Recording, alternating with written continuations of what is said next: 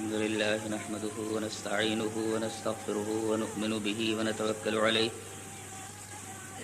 ونعوذ بالله من شرور أنفسنا ومن سيئات أعمالنا من يهده الله فلا مضل له ومن يضلله فلا هادي له وأشهد أن لا إله إلا الله وحده لا شريك له وأشهد أن محمدا عبده ورسوله أما بعد فإن خير الحديث كتاب الله وخير الهدي هدي محمد صلى الله عليه وسلم وشر الأمور محدثاتها وكل محدثة بدعة وكل بدعة ضلالة وكل ضلالة في النار.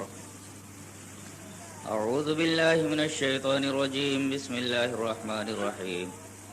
قاف والقرآن المجيد بل عجبوا أن جاءهم منذر منهم فقال الكافرون هذا شيء عجيب أئذا متنا وكنا ترابا ذلك رجع بعيد قد علمنا ما تنقص الأرض منهم وعندنا كتاب حفيظ بل كذبوا بالحق لما جاءهم فهم في أمر مريج أفلم ينظروا إلى السماء فوقهم كيف بنيناها وزيناها وما لها من فروج والأرض مددناها وألقينا فيها رواسي وأنبتنا فيها من كل زوج بهيج تبصرة وذكرى لكل عبد منيب ونزلنا من السماء ماء مباركا فأنبتنا به جنات وحب الحصيد والنخل باسقات لها طلع نضيد رزقا للعباد وأحيينا به بلدة ميتا كذلك الخروج.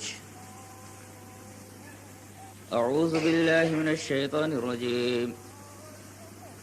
المال والبنون زينة الحياة الدنيا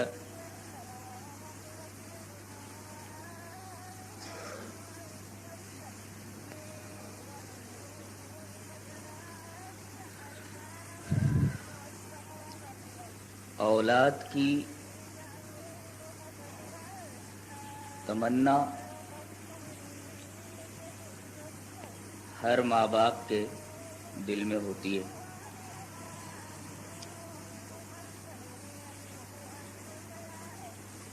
بڑے بڑے انبیاء کرام نے اولاد کی تمنا کی ہے. خاص طور سے حضرت ابراہیم علیہ السلام جو اللہ کے خلیل ہیں، سورہ صافات کے اندر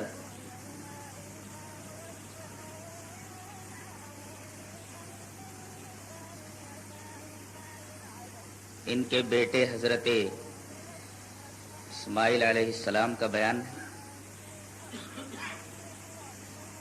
اور قرآن حکیم میں ان کی ایک دعا بھی مذکور ہے جو وہ رب کی بارگاہ میں کیا کرتے تھے. رب هب لی من الصالحین، اے میرے رب مجھے کوئی صالح اولاد عطا فرما. گویا کہ حضرت ابراہیم خلیل اللہ کے دل میں بھی اولاد کی تمنا تھی، اور انہوں نے اللہ تبارک و تعالی سے اولاد مانگی. اللہ نے انہیں اولاد عطا کی. نیک بیویوں میں، صالحہ خواتین میں ایک خاتون کا تذکرہ سورہ آل عمران میں ہے. یہ خاتون حضرت حنہ ہیں جو حضرت مریم علیہ السلام کی والدہ ہیں، جن کو قرآن حکیم نے امرات و عمران کہا ہے، عمران کی بیوی. اللہ فرماتا ہے اذ قالت امرأة عمران رب انی نذرت لك ما في بطنی محررا فتقبل منی انك انت السمیع العلیم فلما وضعتها قالت رب انی وضعتها انثى وليس الذكر كالانثى وانی سمیتها مریم وانی اعیذها بك وذریتها من الشیطان الرجیم فتقبلها ربها بقبول حسن وانبتها نباتا حسنا وكفلها زكريا كلما دخل عليها زكريا المحراب وجد عندها رزقا قال يا مريم أنى لك هذا قالت هو من عند الله إن الله يرزق من يشاء بغير حساب هنالك دعا زكريا ربه قال رب هب لي من لدنك ذرية طيبة إنك سميع الدعاء فنادته الملائكة وهو قائم يصلي في المحراب أن الله يبشرك بيحيى مصدقا بكلمة من الله وسيدا وحصورا ونبيا من الصالحين. اور جب عمران کی بیوی نے اللہ کے سامنے یہ بات کہی کہ اے اللہ میں نے یہ نذر مانی ہے کہ اگر میرے کوئی بچہ ہوا تو وہ تیری راہ میں آزاد ہے، میں اسے تیرے گھر کے لیے وقف کر دوں گی. دو تمنائیں تھیں. ایک تمنا تو یہ تھی کہ میرے ہاں اولاد ہو، اور دوسری تمنا یہ تھی کہ جو اولاد ہوگی میں اسے اللہ کے راستے میں وقف کر دوں. ایسی نیک بیویاں بھی گزری. فتقبل منی، اے اللہ میری طرف سے یہ دعا، یہ نذر قبول فرما. کچھ دنوں کے بعد ان کے ہاں ایک لڑکی پیدا ہوئی، یہی حضرت مریم. تو حسرت سے کہنے لگی رب انی وضعتها انثى، اے میرے رب میرے ہاں لڑکی پیدا ہوئی ہے. ولیس الذکر کالانثى، اور لڑکا لڑکی کی طرح نہیں ہوتا. میری آرزو تھی لڑکا پیدا ہو تاکہ اچھی طرح تیرے گھر کی دیکھ بھال کر سکے. اللہ نے فرمایا تو کاہے کو حسرت کرتی ہے، میں تیری بچی ہی اپنی راہ میں قبول کرتا ہوں. میں لڑکا یا لڑکی کے درمیان فرق نہیں کرتا. میں تیرے جذبے دل کو دیکھ رہا ہوں.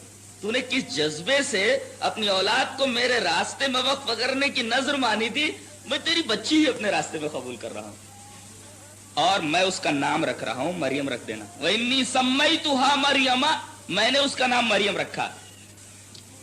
وَإِنِّي أُعِيذُهَا بِكَ وَذُرِّيَّتَهَا مِنَ الشَّيْطَانِ الرَّجِيمِ، میں نے اس بچی کو جس کا نام مریم رکھا ہے اور اس کی ذریت کو شیطان رجیم سے پناہ دے دی ہے.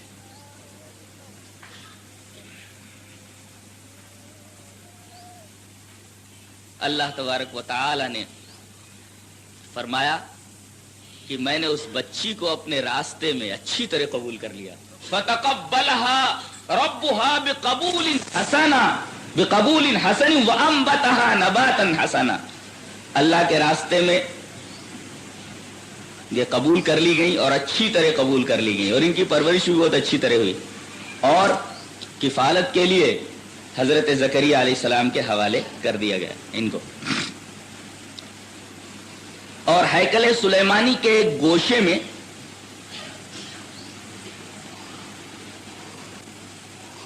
ان کا ایک حجرہ بنا دیا گیا جہاں وہ قیام کرتی تھی. حضرت زکریا علیہ السلام جب جب اس حجرے میں جاتے، کلما دخل علیہ زکریا المحراب، جب جب حضرت زکریا علیہ السلام اس حجرے میں جاتے، وجد عندها رزقا، بے موسم کا پھل دیکھتے، وہاں رزق دیکھتے. قال یا مریم ان لک ھذا، تو کہتے کہ مریم یہ کہاں سے آتا ہے، اس پھل کا تو موسم ہی نہیں ہے. قالت هو من عند اللہ، یہ اللہ کی طرف سے آتا ہے، اور اللہ موسموں کا پابند نہیں ہے. ان اللہ یرزق من یشاء بغیر حساب، بے شک اللہ جس کو چاہے بے حساب روزی دیتا ہے. حضرت زکریا علیہ السلام اس وقت بہت بوڑھے ہو گئے تھے، جوانی کا موسم گزر چکا تھا. انہوں نے اس مقام پر سوچا کہ اگر اس بچی کو اللہ بغیر موسم کے پھل دے سکتا ہے تو میری جوانی کا موسم گزر گیا ہے، کیا اللہ مجھے اولاد نہیں دے سکتا؟ فوراً دعا کے لیے ہاتھ اٹھا دیا انہوں نے. ہنالک دعا زکریا ربہ، یہاں اللہ تبارک و تعالی سے حضرت زکریا نے دعا کی. قال رب هب لي من لدنك ذرية طيبة انك سميع الدعاء، کہا ہے میرے رب مجھے کوئی نیک اولاد عطا فرما دے، اور تو دعاؤں کا سننے والا ہے. یہاں تو بہت سارے لوگ دعاؤں کے سننے والے ہیں. رب هب لي، اولاد مانگی جا رہی ہے، ڈائریکٹ اللہ تبارک و تعالیٰ سے، بیچ میں کوئی وسیلہ نہیں ہے. اور یہ بھی کہہ رہے ہیں کہ دعاؤں کو سننے والا ہے، درمیان میں دعا کے سننے کے لیے کسی وسیلے کی ضرورت نہیں ہے. رب هب لي من لدنك ذرية طيبة انك سميع الدعاء، تو ڈائریکٹ دعا کو سننے والا ہے، درمیان میں کوئی وسیلہ حضرت زکریا علیہ السلام نے نہیں لیا. یہ نبیوں کا عقیدہ ہے کہ جب اللہ سے دعا کی جائے تو درمیان میں کوئی وسیلہ نہ ہو، اس لیے کہ اللہ ہر جگہ سے سنتا ہے. آدمی جو زبان سے بولتا ہے وہ بھی سنتا ہے، اور بولنا تو چھوڑیے، دل کس انداز سے دھڑکا ہے اللہ تبارک تعالیٰ کو معلوم. تمہارے دل میں کیا اللہ تبارک تعالیٰ کو معلوم. گونگا ہے آدمی، بول نہیں سکتا، اللہ کی بارگاہ میں آ کر کے رو پڑتا ہے. اللہ آنسوؤں کی زبان سمجھتا ہے، آنسو کس انداز سے گرے ہیں اللہ آنسوؤں کی زبان سمجھتا ہے، دل کی دھڑکن سے واقف ہے، دل کس انداز میں دھڑکا اللہ تبارک تعالیٰ کو معلوم. یہاں تک کہ نظر کس انداز میں جھپکی ہے اللہ کو معلوم ہے. یعلم خائنۃ الاعین وما تخفی الصدور، اللہ کو یہ بھی معلوم ہے کہ تمہاری آنکھ کس انداز سے جھپکی ہے اور تمہارے دل میں کیا ہے. انک سمیع الدعاء ہے، اللہ تو دعاؤں کو سننے والا ہے. دعا قبول ہو گئی. ابھی وہ محراب میں کھڑے ہو کر نماز ہی پڑھ رہے تھے، فرشتوں نے آ کر کے بشارت دی. فنادته الملائکۃ وهو قائم يصلي في المحراب ان الله يبشرك بيحيى مصدقا بكلمة من الله. فرشتوں نے آ کر کے بشارت دی کہ اللہ تمہیں بشارت دیتا ہے ایک بچے کی جس کا نام یحییٰ ہے، اور یہ کلمۃ اللہ یعنی حضرت عیسیٰ علیہ السلام کی تصدیق کرنے والا ہوگا. مصدقا بکلمۃ من اللہ، اللہ کے کلمے یعنی حضرت عیسیٰ علیہ السلام جو بغیر باپ کے پیدا ہو، یہ وہی بچی ہے حضرت مریم جس سے حضرت عیسیٰ پیدا ہوئے بغیر باپ کے، جن کو اللہ تبارک تعالیٰ نے اپنا کلمہ کہا ہے. روح من اللہ ہے، کلمۃ من اللہ ہے. تو مصدقا بکلمۃ من اللہ، یہ لڑکا کلمۃ اللہ یعنی حضرت عیسیٰ علیہ السلام کی تصدیق کرے گا، ان کی تعلیمات کو پھیلائے گا. وہ سیدن، اور اپنی قوم کا سردار ہوگا، عورتوں سے بچنے والا ہوگا، اور نیک لوگوں میں سے ہوگا، اور نبی ہوگا.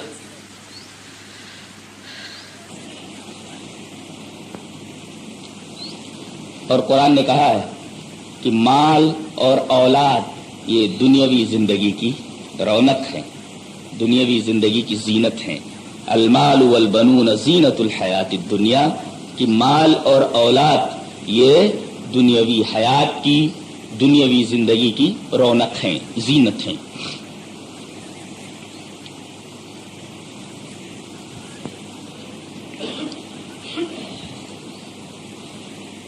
جس طرح ایک گٹھلی کے اندر ایک تناور درخت بننے کی بنیادی صلاحیت موجود ہوتی ہے،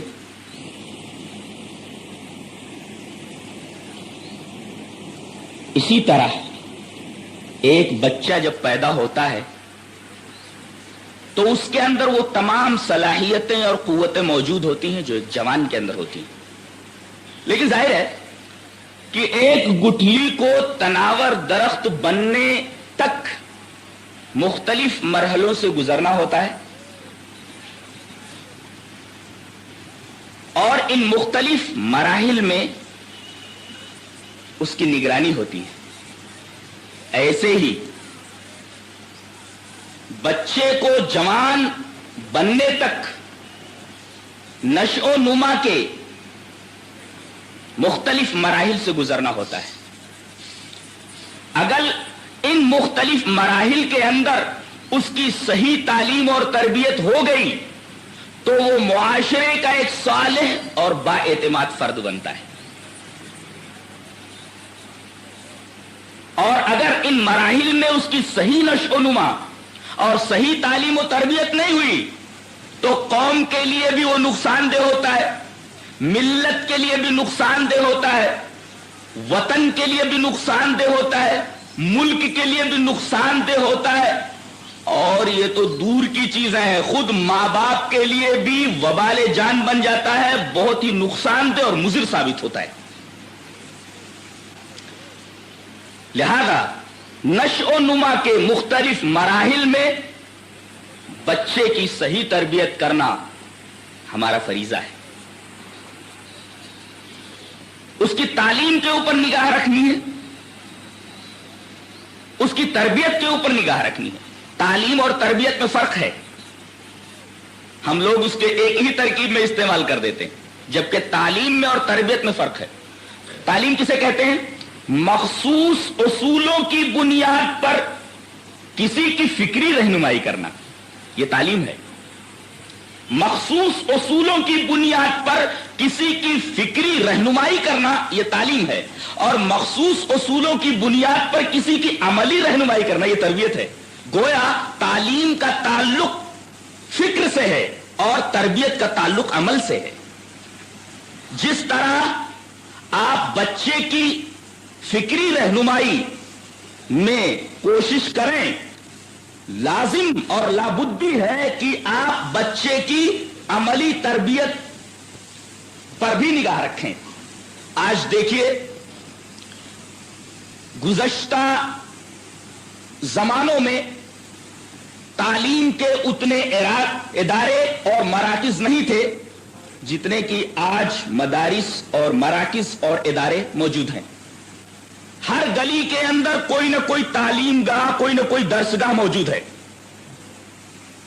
جہاں پر بچوں کو تعلیم دی جاتی ہے. لیکن بڑے افسوس کی بات ہے کہ تعلیم جتنی زیادہ بڑھتی جا رہی ہے، ملک کے اندر جرائم کی شرح اتنی بڑھتی جا رہی ہے. اس کی وجہ کیا ہے؟ ہر گلی میں مدرسہ موجود ہے، ہر محلے کے اندر ایک اسکول موجود ہے. کیا وجہ ہے کہ تعلیم گاہوں کی اس کثرت کے باوجود بھی جرائم کی تعداد اور جرائم کی شرح بڑھتی جا رہی ہے؟ ہم یہ کہنے پر مجبور ہیں کہ تعلیم کے اوپر تو دھیان دیا جا رہا ہے، اسے تمام علوم و فنون پڑھائے جاتے ہیں، لیکن تربیت کے ناحیے سے، تربیت کے گوشے سے اساتذہ اور خود والدین بالکل غافل ہیں. فکری رہنمائی تو ہو رہی ہے، لہذا وہ آگے چل کر کے کسی منصب کو حاصل کر لیتا ہے، کسی عہدے پر پہنچ جاتا ہے، لیکن اخلاق اور کردار کے میدان میں بالکل زیرو ہوتا ہے. اس کی وجہ یہ ہے کہ اس کی فکری رہنمائی تو کی گئی مگر اس کی عملی رہنمائی نہیں کی گئی. جبکہ ضرورت اس بات کی ہے کہ فکری رہنمائی سے زیادہ اس کی عملی رہنمائی کی جائے، تب جا کر کے یہ بچہ قوم اور ملت کے لیے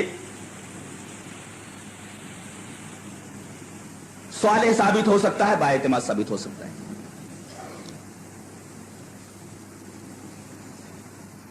بچہ جس کے ہاں پیدا ہو وہ اللہ تبارک و تعالیٰ کا شکر ادا کرے کہ اللہ نے اسے ایک بہت بڑی نعمت سے نوازا ہے، اور جو لوگ سنیں وہ آ کر کے اس کو مبارکباد دیں. یہاں اللہ نے مبارکباد دی ہے، اور جب حضرت ابراہیم علیہ السلام کے یہاں فرشتے آئے تو انہوں نے حضرت اسماعیل اور حضرت اسحاق دونوں کی خوشخبری دے دی. یہاں آل عمران کے اندر آیت کا وہ ٹکڑا ابھی میں نے پڑھا کہ ان اللہ یبشرک، اے زکریا اللہ تم کو خوشخبری دیتا ہے، بشارت دیتا ہے، مبارکباد دیتا ہے. تو جس کے ہاں بچہ پیدا ہو اسے اللہ کا شکر ادا کرنا چاہیے، اور جو لوگ سنیں وہ اس کو مبارکباد دیں. اس کے بعد سب سے پہلا مرحلہ اس کی تربیت کا یہ آتا ہے کہ اس کا اچھے سے اچھا نام رکھا جائے. روایت ملاحظہ وان ابی الدرداء رضی اللہ تعالی عنہ قال قال رسول اللہ صلی اللہ علیہ وسلم انکم تدعون یوم القیامت باسمائکم واسماء آبائکم فاحسنوا اسماءکم. رواہ البیہقی فی السنن الکبری فی کتاب الضحایا. امام بیہقی رحمت اللہ علیہ سنن الکبری کے اندر کتاب الضحایا کے اندر یہ روایت حضرت ابو دردہ سے لائیں. حضرت ابو دردہ رضی اللہ تعالیٰ عنہ فرماتے ہیں کہ نبی پاک صلی اللہ علیہ وسلم نے ارشاد فرمایا کہ کل قیامت کے دن اللہ کی عدالت میں جب تم کو پیش کیا جائے گا تو ایک آواز دینے والا، ایک پکارنے والا تم کو تمہارے نام سے اور تمہارے باپ کے نام سے پکارے گا. فلاں ابن فلاں اللہ کی بارگاہ میں حاضر ہو. انکم تدعون یوم القیامت باسمائکم واسماء آبائکم. تم کو تمہارے ناموں سے اور تمہارے باپوں کے ناموں سے قیامت کے دن پکارا جائے گا اللہ کے حضور حاضر ہونے کے لیے. تو فاحسنوا اسماءکم، تو تم اپنے نام اچھے رکھو. یہ حدیث بتا رہی ہے کہ جب بچہ پیدا ہو تو بہت سوچ سمجھ کر کے ایک اچھا نام منتخب کیا جائے اور ایک اچھا سا نام رکھا جائے. ماں باپ کے اوپر یہ پہلا فریضہ عائد ہوتا ہے کہ اس کا اچھا نام رکھا جائے. نام کیسا ہو؟ روایت ملاحظہ ہو. وعن وہب الجشمی رضی اللہ تعالی عنہ وکانت له صحبۃ قال قال رسول اللہ صلی اللہ علیہ وسلم سموا باسماء الانبیاء واحب الاسماء الى اللہ عبد اللہ وعبد الرحمن واصدقها حارث وهمام واقبحها حرب ومرہ. رواہ البیہقی فی السنن الکبریٰ فی کتاب الضحایا. امام بیہقی کتاب الضحایا کے اندر سنن الکبریٰ کے اندر یہ روایت لائے ہیں حضرت وہب جوشمی سے. حضرت وہب جوشمی رضی اللہ تعالیٰ عنہ کے بارے میں کہا جاتا ہے وکانت لہ صحبۃ، یہ صحابی تھے، نبی پاک صلی اللہ علیہ وسلم کی صحبت ان کو ملی ہے. قال قال رسول اللہ صلی اللہ علیہ وسلم، یہ کہتے ہیں کہ جناب محمد الرسول اللہ صلی اللہ علیہ وسلم نے ارشاد فرمایا کہ سموا باسماء الانبیاء، تم لوگ اپنے بچوں کا نام انبیاء کے ناموں پر رکھو. نوح، عیسیٰ، ابراہیم، اسماعیل، اسحاق، سلیمان، یوسف، محمد صلی اللہ علیہ وسلم سے نام رکھو. سموا باسماء الانبیاء، تم لوگ انبیاء کے نام پر نام رکھو. اور نہیں تو وَأَحَبُّ الْأَسْمَاءِ إِلَى اللَّهِ عَبْدُ اللَّهِ وَعَبْدُ الرَّحْمَنِ، اور اللہ کے نزدیک سب سے محبوب نام عبداللہ اور عبد الرحمن. اور اگر یہ نام بھی نہ رکھنا چاہو تو کوئی بھی اچھا نام ہو، سچا نام ہو. اور سچے ناموں میں وَأَصْدَقُهَا حَارِسٌ وَحَمَّامٌ، سچے ناموں میں سب سے سچے نام حارث اور حمام ہیں. یہ رکھنا آپ سے، یہ نام حارث اور حمام یہ سچے ناموں میں سب سے سچے نام ہیں. حارث اور حمام سچے نام کیا ہوتے ہیں اس کی بھی تشریح کر دوں. جو نام سچائی لیے ہوئے ہوں، مثلا کسی کا نام غلام حسین رکھ دیا جائے تو اس نام میں سچائی نہیں ہے، اس لیے کہ یہ حسین کی عطا کردہ چیز نہیں ہے، یہ تو اللہ کی عطا کردہ چیز ہے، تو جھوٹ ہوا، سچائی کہاں ہے؟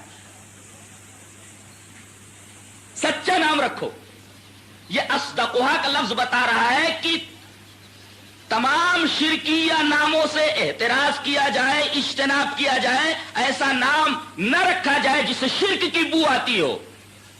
غلام علی، حسین بخش، گنج بخش، فرید بخش، غلام حسین وغیرہ وغیرہ، ہر وہ نام جس سے شرک کی بو آتی ہے اس میں سچائی نہیں ہے. سچے نام رکھو. اگر انبیاء کے نام رکھنا چاہو رکھو، ورنہ اللہ کی کسی صفت کے ساتھ عبد لگا کر کے نام رکھ لو. عبداللہ، عبد الرحمن، عبد المصور، عبد المہیمن، عبد المومن وغیرہ ذالک. اور اگر ایسے نام نہ رکھو تو سچے نام رکھو. سچے ناموں میں سب سے سچے نام حارث اور حمام ہیں. اس کے علاوہ جتنے سچے نام ہو سکتے ہیں، یعنی جن میں شرک کا شائبہ نہ ہو، جن میں شرک کی بو نہ آتی ہو. اور اللہ کی نگاہ میں سب سے زیادہ برے نام جانتے کون سے نام ہیں؟ حرب اور مرہ. حرب کے معنی لڑائی اور مرہ کے معنی ہوتا تلخ، کڑوا. اب ظاہر ہے کہ اللہ کے نزدیک جب یہ نام برے ہیں تو یہ نام نہیں رکھنے چاہیے. برے کیوں ہیں؟ اس لیے کہ ان کا مفہوم برا ہے. لڑائی، اللہ کے نزدیک یہ نام برا ہے اس لیے کہ اس کے مفہوم میں لڑائی اور جنگ داخل ہے، اور اللہ کو لڑائی اور جنگ پسند نہیں ہے. کہتے ہیں کہ اسلام تلوار کے زور سے پھیلا ہے، تلوار طاقت کے زور سے پھیلا ہے، اسلام ٹیررزم کو ہوا دیتا ہے، اسلام لڑائی کو پسند کرتا ہے۔ بتائیے، لفظ لڑائی نام رکھنا اللہ تبارک و تعالیٰ کو مبغوض ہے۔ بتائیے اسلام کتنا امن والا مذہب ہے، اہنسا کا مذہب ہے، وہ ایسا نام رکھنا پسند نہیں کرتا جس کا مفہوم لڑائی ہو۔ اور مرہ کے معنی کڑوا، ظاہر ہے کہ اسلام یہ سکھاتا ہے کہ تم کڑوے نہ رہو بلکہ لوگوں کے لیے میٹھے رہو۔ بات بولو تو میٹھی بات بولو، اور جو آدمی میٹھا ہوگا وہی میٹھی بات بولے گا، جو مرہ ہوگا کڑوا ہوگا تو کڑوی بات بولے گا۔ تو اللہ کے نزدیک سب سے برے نام حرب اور مرہ ہے۔ حرب کے معنی لڑائی اور مرہ کے معنی کڑوا، تلخ۔ نام کس طرح رکھا جائے، اس حدیث نے یہ واضح کر دیا ہے کہ اسلام امن والا مذہب ہے۔ یہ ایسا نام ہی پسند نہیں کرتا جس سے جنگ اور لڑائی کی بات ظاہر ہوتی ہو، مفہوم ہوتا ہو۔ امام مالک رحمت اللہ علیہ نے موطا کے اندر باب ما یکرہ من الاسماء باب باندھا، انہوں نے باب ما یکرہ من الاسماء۔ جب آپ فہرست دیکھیں گے تو وہ باب ملے گا آپ کو، باب ما یکرہ من الاسماء۔ اس کے تحت ایک حدیث لائے ہیں، حدیث اس طرح ہے، وعن یحیی بن سعید ان عمر بن الخطاب رضی اللہ تعالی عنہ قال لرجل ما اسمک فقال جمرہ قال ابن من قال ابن شهاب قال ممن قال من الحرقة قال أين مسكنك قال بحرة النار قال بأيها قال بذات اللظى قال عمر رضي الله تعالى عنه أدرك أهلك فقد احترقوا قال فكان كما قال عمر بن الخطاب رضي الله تعالى عنه رواہ مالک فی الموطا باب ما یکرہ من الاسماء۔ یہ پوری روایت ایسے ہی موطا امام مالک میں موجود ہے حضرت یحییٰ ابن سعید سے۔ حضرت یحییٰ ابن سعید کہتے ہیں کہ حضرت عمر ابن خطاب رضی اللہ تعالی عنہ کے پاس ایک آدمی آیا، کسی غرض سے آیا، تو سب سے پہلے آپ نے پوچھا، قال لرجل، اس آدمی سے پوچھا، مسمک، واٹ از یور نیم، تیرا نام کیا ہے؟ مسمک، تیرا نام کیا ہے؟ قال جمرہ، چنگاری۔ کیا کہا؟ میرا نام جمرہ ہے۔ جمرہ مانے چنگاری۔ اچھا، قال ابن من، کس کا بیٹا ہے؟ تیرے باپ کا نام؟ قال ابن شہاب، شولے کا بیٹا ہوں۔ یعنی میرا نام چنگاری، میرے باپ کا نام شولا۔ ابھی چنگاری اور شولے دونوں جمع ہو گئے۔ آپ نے مسکرا کر پوچھا، قال ممن، کس قبیلے کے ہو؟ کن لوگوں سے تمہارا تعلق ہے؟ یعنی کس قبیلے کے ہو؟ ممن، کس کے ہو؟ یعنی کس قبیلے سے تمہارا تعلق ہے؟ قال من الحرقہ، حرقہ سے، حرقہ مانے جلن، سوزش، یہاں بھی آگے ہی ہے۔ نے فرمایا، این مسکنک، مکان کہاں ہے تیرا؟ مسکن مینس مکان، ہاؤس تیرا کدھر، ہوم کدھر ہے؟ قال بحرۃ النار، آگ کے حرے میں۔ حرہ در حقیقت، یہ دیکھیں مدینہ کا اگر آپ نے جائے وقوع دیکھا ہے تو آپ کو معلوم ہوگا کہ مدینہ دو طرف سے قدرتی طور پر محفوظ کیا ہوا ہے۔ جنگ احزاب کے اندر جب تمام قبائل نے مل کر کے حملہ کیا ہے تو ان کے سامنے صرف ایک ہی راستہ تھا مدینہ میں گھسنے کا، اور اسی جانب خندق کھود دی گئی تھی۔ اس کا مطلب جانبین سے، دو اطراف سے مدینہ محفوظ تھا، اور اس وجہ سے محفوظ تھا کہ دونوں طرف حرے تھے۔ حرہ کہتے ہیں جلے ہوئے پتھروں، کہیں کوئی والکینو پھٹا، کوئی آتش فشاں پہاڑ نکلا جس کی وجہ سے پتھر پگھل پگھل کر کے اوبڑ کھابڑ جمع ہو گئے تو جلے ہوئے پتھروں کے سلسلے کو ہررا کہتے ہیں، جو کسی والکینو کے نکلنے کی وجہ سے پیدا ہو گئے ہو۔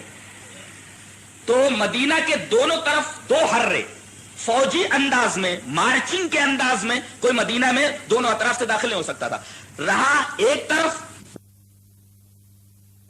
عمر الخطاب، ویسے ہی ہوا جیسا حضرت عمر ابن خطاب رضی اللہ تعالیٰ نے کہا تھا، اہل و عیال آگ لگنے کی وجہ سے جل گئے، کہیں سے کوئی آگ لگ گئی جل گئے۔ یہ اثر ہمیں بتاتا ہے کہ اچھے نام کا اثر آدمی کی طبیعت کے اوپر پڑتا ہے، برے نام کا اثر آدمی کی طبیعت کے اوپر پڑتا ہے، ورنہ اگر ناموں کا اثر طبیعت کے اوپر نہ پڑے تو پھر اچھے برے نام کی تفریق کا کوئی مفہوم اور کوئی معنی ہی نہیں رہ جاتا ہے۔ اس کا مطلب یہ ہوا کہ برے نام کا برا اثر آدمی کی طبیعت کے اوپر پڑتا ہے اور اچھے ناموں کا اچھا اثر آدمی کی طبیعت کے اوپر پڑتا ہے، لہذا اچھے نام رکھنے کی وجہ سے اسی سبب سے تاکید کی گئی ہے۔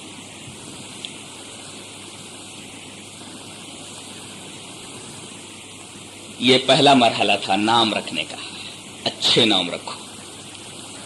دوسرا مرحلہ ہے اس کی طرف سے عقیقہ کیا جائے۔ یہ ایک حق ہے بچے کا والدین کے اوپر،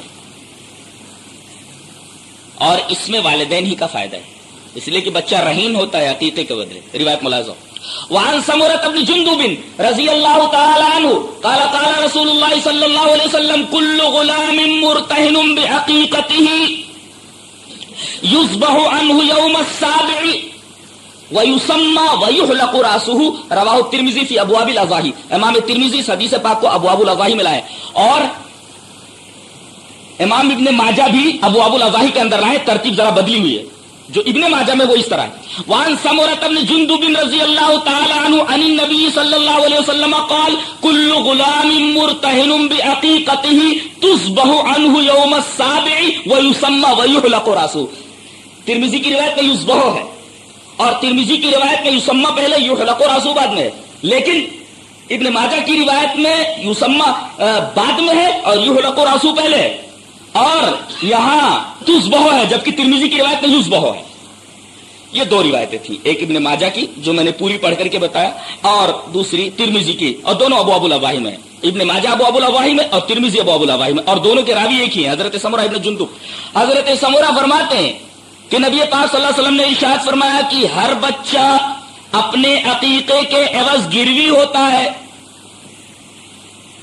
یہ ہینڈ کرچف میں نے آپ کو دے دیا اور اس کے بدلے میں نے 10 روپے آپ سے قرض لے لیا، تو یہ ہینڈ کرچف یہ مرہون ہے، رہین ہے۔ یہ اب جب تک میں 10 روپیہ دیتا نہیں تب تک یہ شے مرہون یعنی یہ ہینڈ کرچف مجھے ملتی نہیں۔ تو بچہ ایسے ہی مرہون ہوتا ہے، عقیقہ کرو تو چھڑا لو، جیسے یہ روپیہ دو تو ہینڈ کرچف لے لو، ایسے ہی عقیقہ کرو تو بچے کو لے لو۔ تو کل غلام مرتہن بعقیقتہ، ہر بچہ اپنے عقیقے کے عوض گروی ہوتا ہے۔ کیا کیا جائے؟ یذبح عنہ یوم السابع، تو 7ویں دن اس کی طرف سے ذبح کیا جائے اور اس کا نام رکھا جائے اور اس کا سر مونڈا جائے۔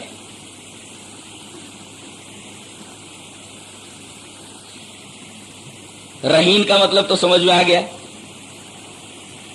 اور عقیقہ 7ویں دن کا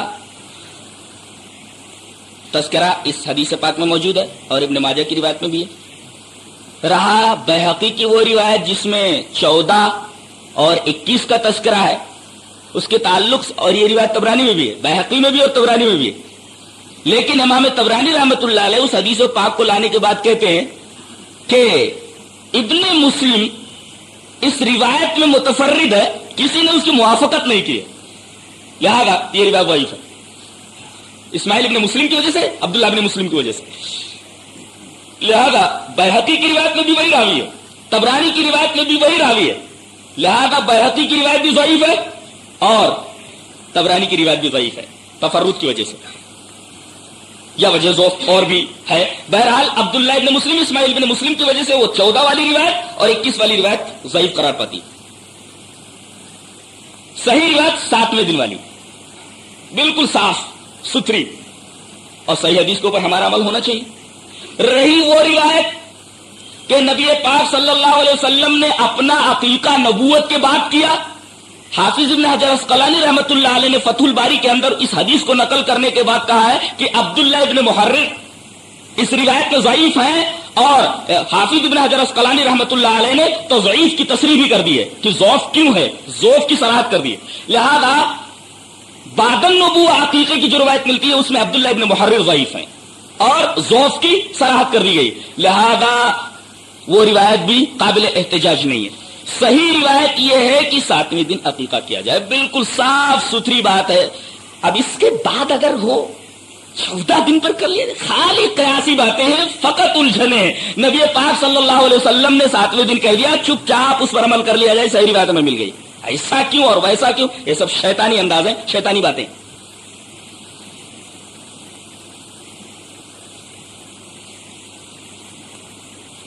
ابو داؤد کی روایت حضرت عبداللہ ابن عباس سے مشہور ہے، حضرت حسن کی طرف سے اور حسین کی طرف سے ایک ایک میڑھا آپ نے کیا۔ اب سوال یہ ہے کہ لڑکے کی طرف سے کتنے جانور کیے جائیں اور لڑکی کی طرف سے کتنے؟ اس سلسلے میں امام بیہقی رحمۃ اللہ علیہ نے سنن کبریٰ کے اندر ابواب العقیقہ کے اندر ایک روایت نقل فرمائی حضرت ابو ہریرہ سے۔ روایت اس طرح ہے، وعن ابی ہریرہ رضی اللہ تعالی عنہ ان النبی صلی اللہ علیہ وسلم قال ان اليہود تعق عن الغلام ولا تعق عن الجاریۃ فعقوا عن الغلام شاتین وعن الجاریۃ شاۃ، رواہ البیہقی فی السنن الکبریٰ فی ابواب العقیقہ۔ حضرت ابو ہریرہ رضی اللہ تعالیٰ فرماتے ہیں کہ نبی پاک صلی اللہ علیہ وسلم نے ارشاد فرمایا کہ یہودی لوگ لڑکے کی پیدائش پر تو عقیقہ کرتے ہیں لیکن لڑکی کی طرف سے عقیقہ نہیں کرتے، لہذا تم ان کی مخالفت کرو۔ مخالفت کیسے ہوگی؟ وہ لڑکے کی طرف سے ایک کرتے ہیں، لڑکی کی طرف سے کرتے ہی نہیں، لہذا ان کی مخالفت اس طرح ہوگی کہ لڑکے کی طرف سے تم 2 کرو اور لڑکی کی طرف سے 1 کرو، لہذا ان کی مخالفت ہو جائے گی۔ اب یہاں ایک سوال پیدا ہو سکتا ہے کہ یہ تفریق کیوں رکھی گئی ہے لڑکے اور لڑکی میں، لڑکے کی طرف سے 2 لڑکی کی طرف سے 1؟ اس کا واضح جواب یہ ہے کہ اللہ تبارک و تعالی نے فطری طور پر مردوں کو عورتوں کے اوپر فضیلت بخشی ہے، اس فضیلت کی وجہ سے ان کا حصہ ڈبل ہے، وراثت کے اندر بھی ڈبل ہی ہے، وہ لڑکی کے 2 حصے کے برابر اس کا 1 حصہ ہے، اس کے 2 حصہ لڑکی کا 1 حصہ۔ اسی طریقے سے عقیقے کے اندر بھی اس کی طرف سے 2 جانور ذبح کیے جائیں، لڑکی کی طرف سے 1۔ اب آپ یہ سوال کر سکتے ہیں کہ اللہ نے مردوں کو کیوں فضیلت بخشی ہے؟ تو میں یہ سوال کر سکتا ہوں کہ دونوں کو پیدا کرنے کی کیا ضرورت تھی؟ ایک لمبا سلسلہ ہے سوالوں کا جو کبھی ختم نہیں ہوگا، تسلسل لازم آتا ہے اس سے۔ لڑکے کی طرف سے 2، لڑکی کی طرف سے 1۔ لیکن اگر استطاعت نہ ہو تو عبداللہ ابن عباس والی روایت کے اوپر عمل کر لیا جائے کہ حضرت حسن کی طرف سے اور حسین کی طرف سے آپ نے 1 کیا۔ استطاعت اگر ہو تو لڑکے کی طرف سے 2، لڑکی کی طرف سے 1، اور اگر استطاعت نہ ہو تو 1 کر لیا جائے، لڑکے کی طرف سے بھی 1 چل جائے گا اگر استطاعت نہ ہو تو۔ رہا ناموں کا معاملہ، عقیقے کا معاملہ تو صاف ہو گیا کہ 7ویں دن ہے۔ نام، کیا نام 7ویں دن سے پہلے رکھا جا سکتا ہے یا 7ویں دن کے بعد بھی رکھا جا سکتا ہے؟ جواب ملا۔ وعن انس بن مالک رضی اللہ تعالی عنہ قال قال رسول اللہ صلی اللہ علیہ وسلم ولد لي الليلة غلام فسميته باسم ابي ابراهيم ثم دفعه الى ام سيف امرأة قين يقال له ابو سيف وهو ينفخ بكيره قد امتلأ البيت دخانا فاسرعت المشي بين يدي رسول الله صلى الله عليه وسلم فقلت يا ابا سيف امسك جاء رسول الله صلى الله عليه وسلم فامسك فدعا النبي صلى الله عليه وسلم بالصبي فضمه إليه وقال ما شاء الله أن يقول فقال أنس رضي الله تعالى عنه لقد رأيته وهو يقيد بنفسه بين يدي رسول الله صلى الله عليه وسلم فدمعت عين رسول الله صلى الله عليه وسلم فقال تدمع العين ويحزن القلب ولا نقول الا ما يرضى ربنا والله يا ابراهيم ان بك لمحزونون، رواہ مسلم فی کتاب الفضائل۔ امام مسلم رحمۃ اللہ علیہ اس حدیث پاک کو جو ایک صفحے کے اوپر پھیلی ہوئی ہے جس کو ہم نے لفظاً پیش کیا، کتاب الفضائل کے اندر لائے. کتاب الفضائل اٹھائیے, حضرت انس بن مالک سے یہ روایت اسی طریقے سے مل جائے گی. حضرت انس بن مالک رضی اللہ تعالیٰ فرماتے ہیں کہ نبی پاک صلی اللہ علیہ وسلم نے فرمایا کل رات میرے ہاں ایک بچہ ہوا ہے.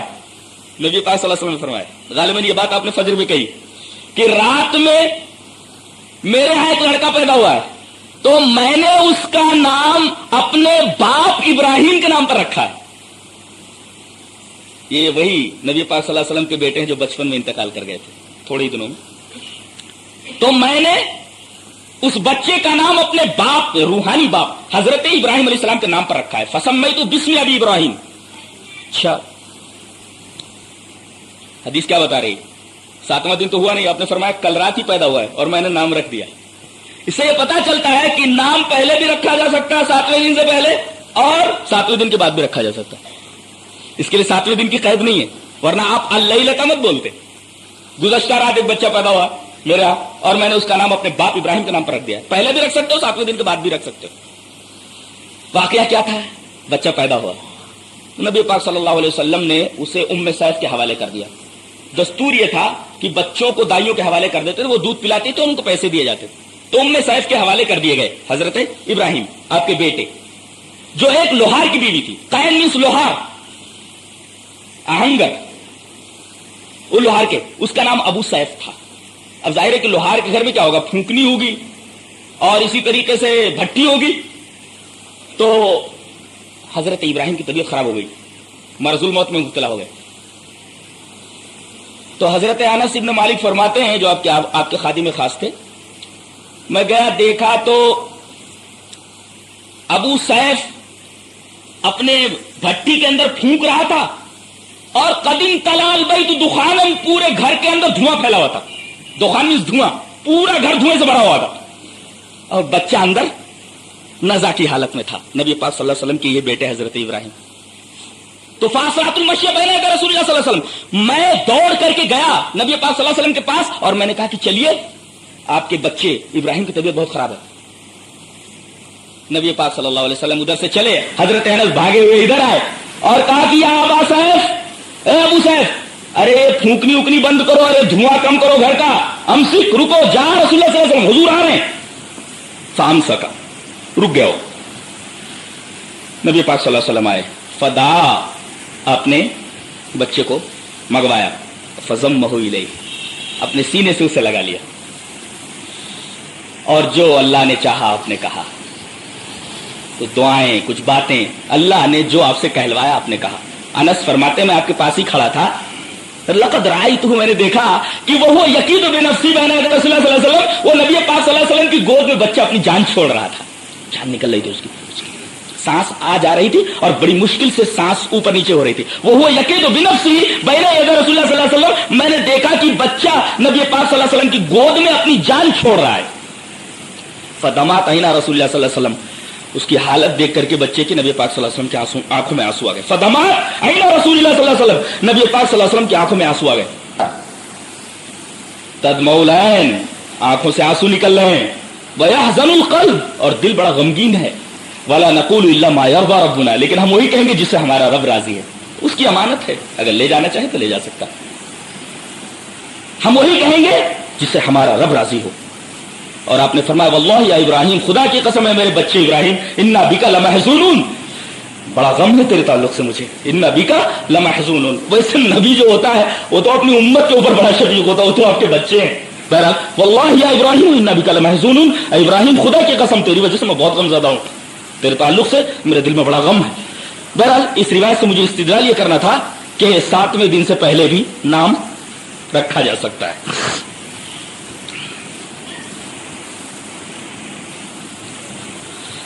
تو 7ویں دن سے پہلے نام رکھا جائے یا بعد میں نام رکھا جائے.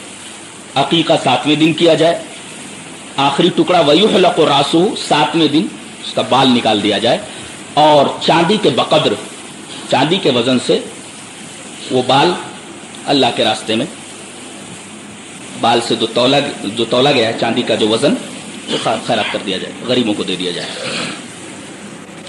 اس کے بعد تیسرا مرحلہ آتا ہے دودھ پلانے کا. دودھ کی بھی ذمہ داری ہے, اور پوری ذمہ داری باپ کے اوپر عائد ہوتی ہے. ماں اگر پیسے بھی مانگنا چاہے تو مانگ سکتی ہے, باپ کو دینا پڑے گا, اس لیے کہ بچہ اس کا ہے. اللہ نے فرمایا والوالدات یرضعن اولادہن حولین کاملین, مائیں دودھ پلائیں اپنے بچوں کو پورے 2 سال. اور قرآن میں ایک جگہ ہے وحملہ وفصالہ 30 شہرا, حمل کی مدت اور دودھ پلانے کی مدت 30 مہینے ہے. اب 2 سال تو دودھ پلانے کی مدت ہو گئی, مدت رضاعت, بچا کیا 6 مہینہ. گویا کہ حمل کی اقل مدت, کم سے کم مدت 6 مہینہ ہے. اگر 6 مہینے کے اندر بچہ پیدا ہو گیا تو باپ کی طرف منسوب ہوگا, اس سے کم. تو یہاں اقل مدت حمل کی بتائی گئی 6 مہینہ. سوال یہ ہے کہ حمل کی اقل مدت, کم سے کم مدت, اور رضاعت کی اکثر مدت, ایسا کیوں؟ یہاں رضاعت کی اکثر مدت ہے 2 سال 24 مہینے, اور حمل کی اقل مدت 6 مہینے بیان کی گئی.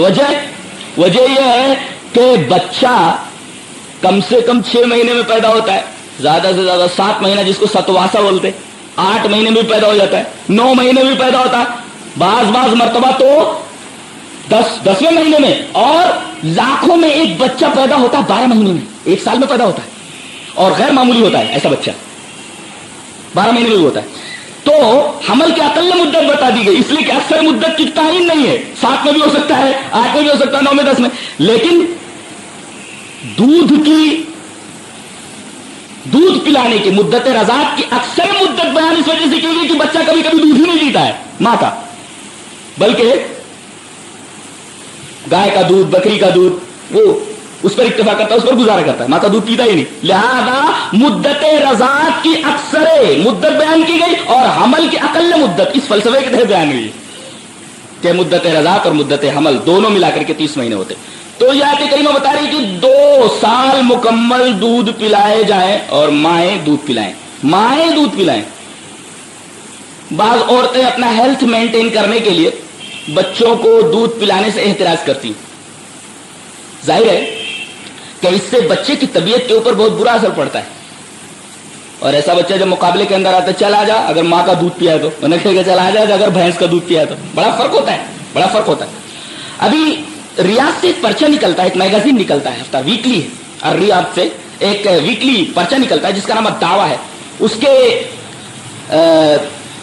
سن 2002 کے, اگر میرا حافظہ غلطی نہیں کر رہا ہے تو 13 مئی کی بات ہے 2002 کی, کہ ایک میٹرنیٹی ہوم کے اندر ایک مستشفل ولادہ میں 2 عورتیں داخل کی گئی. دونوں کے یہاں ڈلیوری ہوئی, ایک یہاں لڑکا پیدا ہوا اور ایک یہاں لڑکی پیدا ہوئی. لیکن نرسوں کی لاپرواہی کی وجہ سے وہ پٹی غلط بانٹ دی گئی. وہ جو بچیوں یا بچے کے ہاتھ کے اوپر اسپتال کے اندر پٹی باندھی جاتی ہے اور نام لکھا جاتا ہے, اب ان کی لاپرواہی کی وجہ سے یہ نہیں سمجھ میں آ رہا تھا ڈاکٹروں کو کہ لڑکا کس عورت کا اور لڑکی کس عورت کی. پریشان ہو گئے. ان ڈاکٹروں میں ایک مسلم ڈاکٹر تھے, وہ ترجمہ میرے پاس موجود ہے, الدعویٰ کا اردو ترجمہ میرے پاس ابھی موجود ہے, کوئی دیکھنا چاہے دیکھ سکتے ہیں. تو امریکن ڈاکٹرز کی اس ٹیم کے اندر ایک مسلم ڈاکٹر بھی تھا. تو ڈاکٹروں نے کہا کہ بھائی تم کہتے ہو کہ قرآن میں ہر چیز کی تفصیل ہے, تو کیا اس تعلق سے بھی کوئی رہنمائی ہے؟ بچے غلط ملت ہو گئے, یہ سمجھ میں نہیں آتا کہ لڑکا کس کا لڑکی کس کی ہے, کیا قرآن میں اس کی کوئی رہنمائی ہے؟ کہا کہ دیکھیے شریعت کے اوپر تو میری اتنی نگاہ نہیں ہے, اس لیے کہ میں نے تعلیم جو شروع کی ہے وہ C فار کیٹ اور P فار پی سے شروع کی ہے, شریعت کے اوپر میری اتنی نگاہ نہیں ہے. بہرحال میں جامعۃ الازہر جاتا ہوں, مصر, پلین پکڑا اس نے اور سیدھے مصر گیا. ازہر کے شیوخ میں سے شیخ التفسیر سے ملاقات ہوئی اور کہا کہ معاملہ ایسا ہے, کیا اس سلسلے میں قرآن کوئی رہنمائی کرتا ہے؟ کہا کہ ویسے طب کے اوپر تو میری نگاہ نہیں ہے زیادہ. شیخ الازہر نے کہا پھر بھی قرآن کی ایک آیت میں دے رہا ہوں اور اس پر غور و فکر کرو, اگر مسئلہ حل ہو جائے تو بڑی اچھی بات ہے. کہا کہ وہ کون سی آیت ہے؟ کہا کہ سورہ نساء کی آیت ہے. اللہ تبارک تعالیٰ نے عورتوں کے نام ہی سے اس سورہ کا نام رکھ دیا ہے, سورہ نساء, عورتوں کی سورت.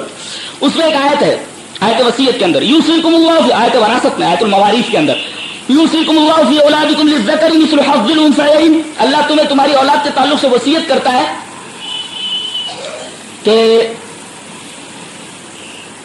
لڑکے کا 2 حصہ اور لڑکی کا 1 حصہ. للذکر مثل حظ الانثیین، وراثت میں لڑکی کو ایک حصہ ملے گا اور لڑکے کو 2 حصہ. اگر کوئی آدمی 1.5 لاکھ چھوڑ کر کے مرا ہے تو 3 حصے کیے جائیں گے، 50,000 50,000 50,000، پھر 2 50,000، یعنی 1 لاکھ لڑکے کو دے دیا جائے گا، 50,000 لڑکی کو دے دیا جائے گا. سیدھا سا مسئلہ ہے وراثت کا. یہ آیت لے کر کے آئے، ڈاکٹر نے اس پر غور کیا. اب بھائی مولوی جب اس آیت کو دیکھے گا تو اپنی نگاہ سے دیکھے گا، لیکن ڈاکٹر بہت عظیم الشان ہوتا ہے، وہ تو دوسرے ناحیے سے اس آیت کو دیکھے گا. اور قرآن حکیم میں الفاظ کے اندر ایسی لچک رکھی گئی ہے، قیامت تک سارے مسائل اسی سے حل ہوتے رہیں گے. دیکھ کر کے حیران رہ گیا. فوراً اس نے ڈاکٹر سے کہا کہ 2 عورتوں کے دودھ نکالے جائیں. دونوں عورتوں کے دودھ نکالے گئے. دودھ کو لے کر کے وہ لیب کے اندر گیا. اس نے ٹیسٹ کیا کہ ایک دودھ کے اندر نمکینیاں ڈبل ہیں، وٹامنس ڈبل ہیں، اور دودھ کی مقدار ڈبل ہے. اور ایک عورت کے دودھ کا جب اس نے تجزیہ کر دیکھا کہ نمکینیت 1 ہے اور اسی سنگل ہے، اور اسی طریقے سے وٹامنس بھی سنگل ہے، اور دودھ کی مقدار بھی سنگل ہے، لہذا اس نے کہہ دیا کہ قرآن نے جو فیصلہ کیا بالکل، لہذا وہ عورت جس کے دودھ کے اندر نمکینیات اور وٹامنس ڈبل ہے، دودھ کی مقدار ڈبل ہے، لڑکا اسے دے دیا جائے. اور جس عورت کے دودھ کے اندر نمکینیات سنگل ہے اور وٹامنس سنگل ہے اور اسی طریقے سے دودھ کی مقدار واحد ہے، تو اس کو لڑکی دے دی جائے. اور اسی پر فیصلہ ہو گیا، اور امریکن ڈاکٹر نے اسلام قبول کر لیا. ریاض کا وہ پورا کا پورا واقعہ جو ہوا ہے وہ میرے پاس ٹرانسلیٹڈ موجود ہے، کوئی دیکھنا چاہے تو دیکھ سکتا ہے. تو کہنے کا مطلب یہ کہ عورتوں کو دودھ پلانا چاہیے. اللہ تبارک و تعالیٰ نے فطری طور پر ماؤں کے دودھ کے اندر اس وقت جس مرحلے کے اندر بچوں کو کیا کتنی مقدار میں دودھ ملنا چاہیے، کتنے وٹامنس ہونی چاہیے، وہ سب اللہ تبارک و تعالیٰ نے دودھ کے اندر رکھ دیے. لہذا اس کا ازالہ بھینس کے دودھ سے یا گائے کے دودھ سے نہیں ہو سکتا. تفصیل انشاءاللہ آگے. وآخر دعوانا الحمدللہ رب العالمین.